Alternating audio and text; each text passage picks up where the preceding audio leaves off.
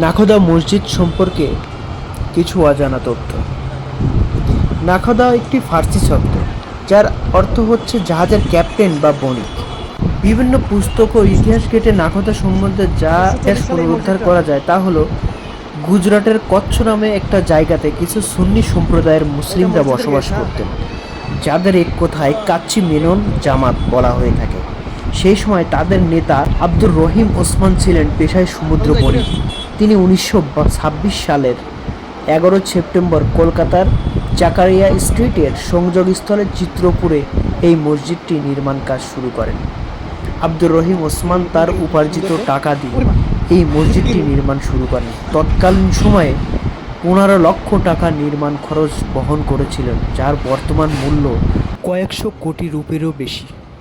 যেহেতু তিনি পেশায় একজন বণিক বা ব্যবসায়ী ছিলেন, তার নাম অনুসারেই এই মসজিদটির নামকরণ করা হয়। পশ্চিম বাংলার সর্ববৃহৎ এই মসজিদের 25টি ছোট মিনার রয়েছে, যার উচ্চতা 100 ফুট।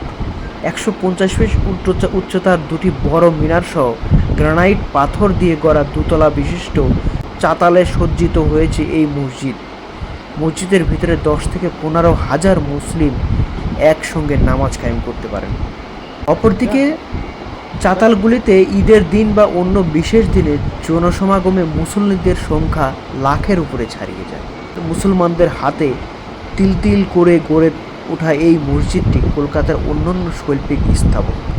ব্রিটিশ ভারতের রাজধানী তথা বর্তমান কলকাতাতে এই মসজিদটি নির্মাণ কাজ শেষ হয় 1942 সালে।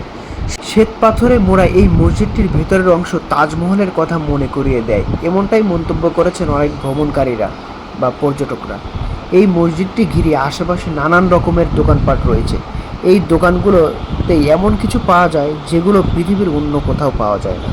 তাই আপনারাও আসবেন এই মসজিদটি দেখার জন্য। ধন্যবাদ।